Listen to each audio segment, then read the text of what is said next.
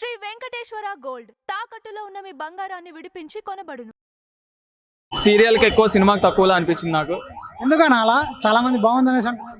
నాకు పవన్ కళ్యాణ్ గారి ఎంట్రీ నచ్చింది, ఆయన యాక్టింగ్ నచ్చింది. అది కూడా కొన్ని సీన్స్లో నాకు ఆయనలా అనిపించలేదు. బట్ విఎఫ్ఎక్స్ అయితే వరస్ట్ ఉంది. డేట్లు కొంచెం తక్కువ ఇచ్చినట్టున్నారు పాపం. క్లైమాక్స్ అయితే సడన్ గా ఆఫ్ చేశారు పార్ట్ 2 కోసం. అది కొంచెం నాకు డిసప్పాయింట్ అయ్యాను నేను. అంటే మీకు మెయిన్ ఎక్కడ డిసప్పాయింట్ చేసింది స్టోరీలో? Screenplay outdated screenplay లా అనిపించింది. ఆక్సిజన్ సినిమా తీసినాడు ఆస్కార్ సినిమా తీస్తాడంటే మనం నమ్మలేం. ఆక్సిజన్ లానే ఉంటది. అది ఎప్పుడైతే క్రిష్ నుంచి జారిపోయిందో అప్పుడే సినిమా మీద ఓప్చిపోయినాయి. అదే సినిమా ఫస్ట్ హాఫ్ బాగుంది. ఏఎం రత్నం గారి దగ్గర కూడా ఫస్ట్ హాఫ్ వరకే డబ్బులు ఉన్నట్టున్నాయి పాపం. అప్పటి వరకు సినిమా మంచిగా అనిపించింది. సెకండ్ హాఫ్ దగ్గర ఆయన దగ్గర ఇంకా డబ్బులు లేవు. క్రిష్ గారు వెళ్ళిపోయిన సరికి సినిమా బాగాలేదు అనుకోవచ్చా? ఎట్లా? క్రిష్ గారు ఉండుంటే ఇంకా బాగుండేది అనిపించింది నాకు. అంటే ఆయన వెళ్ళిపోయినందుకే సినిమా అప్డేట్స్ కొట్టింది. నానే ఏం లేదు అంటే ఇంకా పవన్ కళ్యాణ్ గారు పాలిటిక్స్కి వెళ్ళడం వల్ల డేట్స్ కూడా కొంచెం అడ్జస్ట్ అవ్వట్లేదు కదా. అది కూడా లేట్ అవ్వడం, సినిమాకి మనీ ఖర్చు మనీ అయిపోవడం. అది అంటే ఇప్పుడు 5 years తర్వాత వచ్చినా కానీ అంత ఎక్స్పెక్టేషన్ రీచ్ అవ్వలేదు అనుకోవచ్చా? ఎట్లా మరి? అంతే. నిన్న ప్రీమియర్కి 700 పెట్టినప్పుడు అర్థం చేసుకోండి. ప్రీమియర్ లోనే డబ్బులు లాగేద్దామని చూసారు అంతే. సో అంటే మరి ఇంకోటి ఏంటంటే డైలాగ్ కొన్ని పొలిటికల్ పంచెస్ ఉన్నాయి అనేసి అంటున్నారు కదా.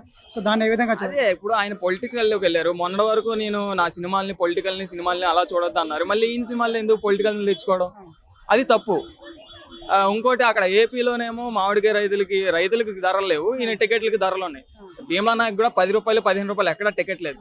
అంతా సొల్లు కబుర్లు చెప్తున్నారు ఇలా. అంతే 250 రూపాయల టికెట్ నేను చూసాను ఏపీలో. 10 రూపాయలు 15 రూపాయల టికెట్ యాడ్ ఉంది అంతే. ఇంకోటి అన్న, ఇప్పుడు పుష్ప 2 రికార్డ్స్ రికార్డ్ బ్రేక్ చేస్తుంది అని చెప్పేసి అంటూ ఉన్నారు కదా. మరి అవ్వదన్న అది పురుష్ రికార్డ్ బ్రేక్ చేయమని చాలు. ఎందుకన్నా అంత విఎఫ్ఎక్స్ వరస్ట్ విఎఫ్ఎక్స్. అది క్లైమాక్స్ లో మీరు ఒకసారి వెళ్ళి థియేటర్లోకి వెళ్ళి కూర్చోండి. మూడు పోయింది అది. ఇంకా నేను హైదరాబాద్ లో ఉన్నాను, ఎక్కడ ఉన్నాను తెలియట్లా బయటకు వచ్చిన తర్వాత. హీరోయిన్ వచ్చిన వాళ్ళకి బోరింగ్ అని, ఎందుకంటే హీరోయిన్ పెద్ద క్యారెక్టర్స్ ఏమి లేదు. ఏదో హీరోయిన్ ఉండాలని చెప్పి పెట్టారు అనుకుంటా.